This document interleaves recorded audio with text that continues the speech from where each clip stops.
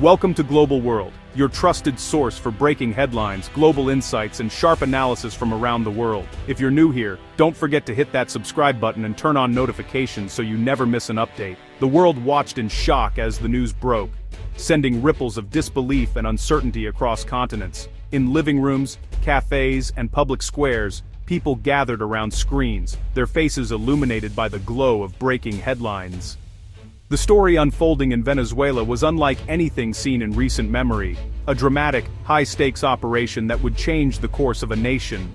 As night fell over Caracas, U.S. Special Forces launched Operation Absolute Reserve, a meticulously planned mission targeting Nicolas Maduro, Venezuela's embattled strongman.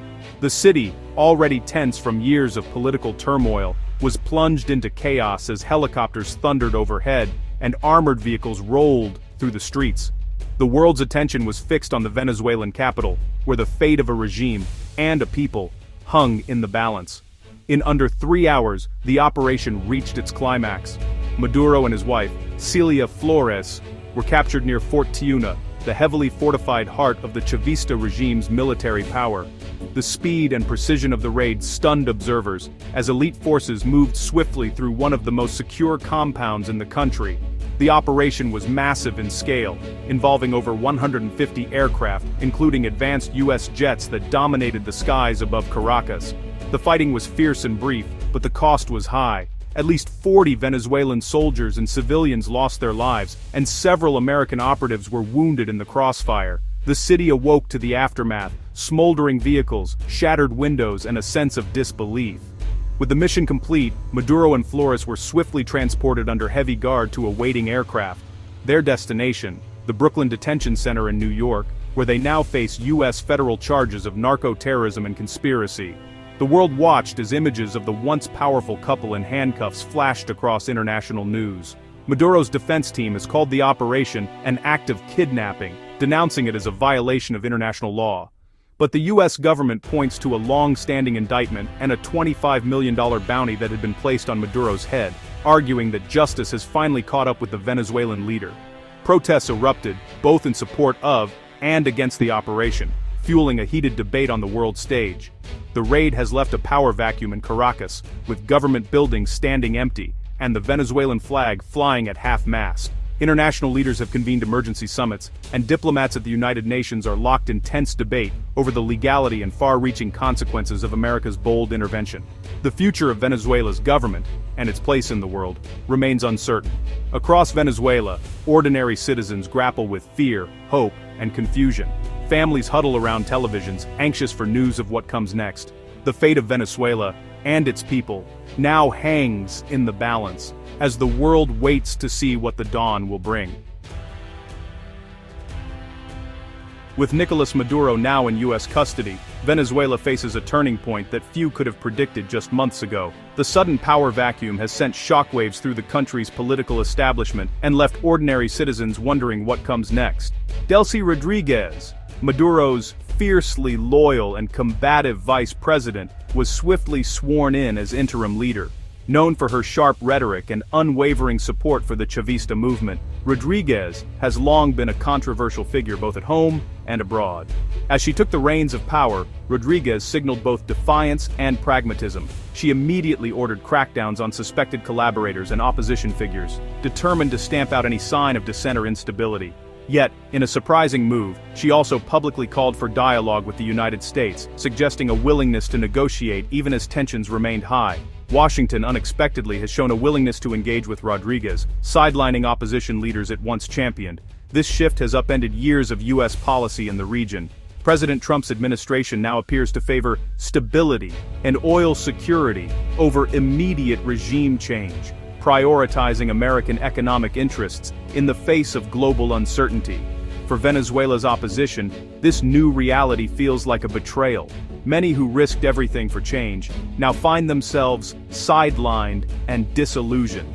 The U.S. pivot to Rodríguez is a calculated move, one that puts American interests, especially energy security, above the ideals of democracy and self-determination that were once loudly proclaimed. For millions of Venezuelans, this shift is a bitter blow. Many feel abandoned by the international community and uncertain about what the future holds. the question of who truly represents Venezuela's future is more complicated than ever, as political leaders and ordinary people alike grapple with a rapidly changing landscape. The new order in Caracas is fragile, with uncertainty hanging over every decision and every street corner. The hopes of the opposition are more uncertain than ever, as their movement struggles to find its footing in this new reality. The world is watching closely to see if Rodríguez can consolidate her hold on power, or if her leadership will spark new waves of unrest and resistance. As Venezuela stands at a crossroads, the coming weeks will reveal whether Rodríguez can stabilize the nation, or if the country's deep crisis will only grow worse. The seeds of Venezuela's current crisis were sown in the disputed 2024 presidential election. Official results declared Maduro the winner, but independent monitors and the opposition claimed a landslide victory for Edmundo González Urrutia. The regime's refusal to audit the vote sparked mass protests, met with brutal crackdowns by security forces and colectivos. In just 2 days, at least 25 protesters were killed and over 2,000 detained, including children. Human rights groups documented torture, disappearances, and arbitrary arrests, crushing any illusion of democracy. The crackdown solidified Maduro's grip, but also set the stage for international intervention. 18 months later, the world would witness the dramatic U.S. raid that toppled the regime. The legacy of that stolen election still haunts Venezuela's path forward. Maduro's capture marked the debut of the so-called Donro Doctrine, a new era of unapologetic U.S. dominance in Latin America. The Trump administration's plan, led by Secretary of State Marco Rubio, prioritizes stability and control of Venezuela's oil over immediate democracy. President Trump bluntly predicts the U.S. will run Venezuela for at least a year, raising fears of a prolonged occupation. The doctrine's core keep Venezuela's oil from rivals like China and Russia, even if it means working with Chavista successors. This marks a shift from supporting opposition movements to direct intervention and hard power. Critics call it imperialism. Supporters see it as decisive action against tyranny. The long-term impact of this doctrine for Venezuela and the region remains uncertain. At the heart of Venezuela's turmoil is oil, the world's largest proven reserves now under U.S. control. Years of mismanagement left PDVSA, the state oil company, in ruins, crippling the economy. The U.S. now manages Venezuelan oil sales, claiming it's to stabilize markets and prevent corruption. This control gives Washington immense leverage over Caracas and the country's future. Critics argue the intervention is about oil, not democracy, and fear Venezuela is becoming a U.S. protectorate. For many Venezuelans, seeing their national wealth managed by a foreign power is a bitter humiliation. The promise of eventual benefit feels distant as sovereignty slips away. Oil remains both Venezuela's curse and its bargaining chip in a new geopolitical game. Despite regime change, Venezuela's human rights crisis persists, and may even worsen. Human Rights Watch warns that U.S. priorities, stability and oil, could mean tolerating abuses by the new government. Delcy Rodríguez's administration freed some prisoners, but also ordered arrests of those suspected of aiding the U.S. The U.S., meanwhile, ended protections for Venezuelan refugees, resuming deportations to an uncertain fate. The intervention's civilian casualties and ongoing repression raise questions under international law. The International Criminal Court's investigation continues, but justice for victims remains elusive. In the rush for order, there's a real risk that impunity will simply change hands. The struggle for human rights in Venezuela is far from over. The U.S. raid sent shockwaves across Latin America, dividing the continent. Argentina's President Milei celebrated Maduro's fall, banning regime officials and hailing freedom's advance. Colombia, facing a refugee crisis, opted for cautious engagement with Washington, prioritizing stability. Other nations, wary of U.S. interventionism, offered muted responses, privately relieved, publicly cautious.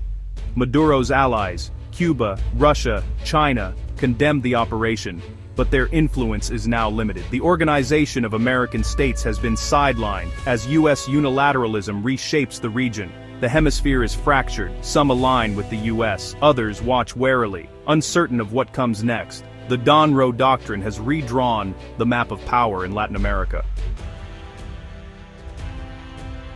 For ordinary Venezuelans, the fall of Maduro has brought not relief, but new uncertainty. Years of crisis, hyperinflation, shortages, mass migration have left the population exhausted. U.S. control of oil offers distant hope, but daily life remains a struggle for food, medicine, and safety. The release of some political prisoners is overshadowed by new threats of arrest and repression.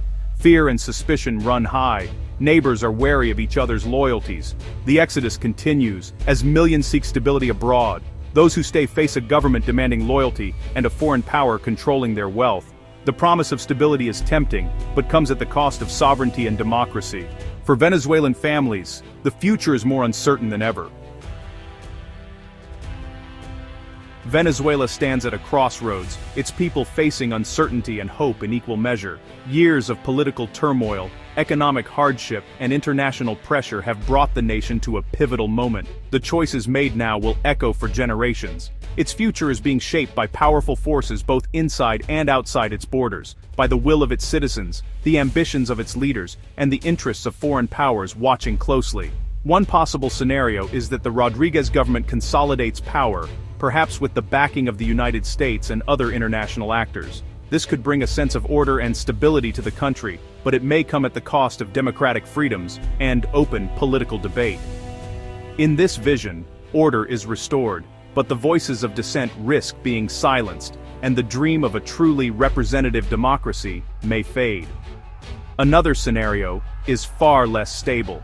The fragile alliance between government factions could fracture, leading to renewed unrest, splits within the military, and a surge of opposition protests in the streets. Such instability could plunge Venezuela into deeper crisis. The role of the United States is pivotal. Will it push for genuine democratic reforms and free elections, or will it prioritize its own interests, risking the creation of a protectorate in all but name? The world is watching to see if international actors will help oversee real, transparent elections, or simply entrench the status quo. The treatment of the opposition, whether they are allowed to participate freely or face repression and imprisonment, and the management of Venezuela's vast oil revenues will be key indicators of the new government's true intentions and priorities.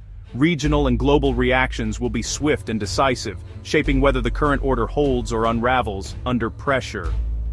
The eyes of the world are fixed on Venezuela's next moves. For ordinary Venezuelans, the stakes could not be higher. Their daily lives, their freedoms, and their future depend on the outcome of this struggle. Venezuela's next chapter will be defined by the ongoing battle between sovereignty and foreign control, between the desire for stability and the yearning for true freedom. The world is watching for signs of hope or warning. Every development is scrutinized, every decision weighed for its impact on the nation's future. The story of Venezuela is far from over. Its people continue to dream, to struggle, and to hope for a brighter tomorrow.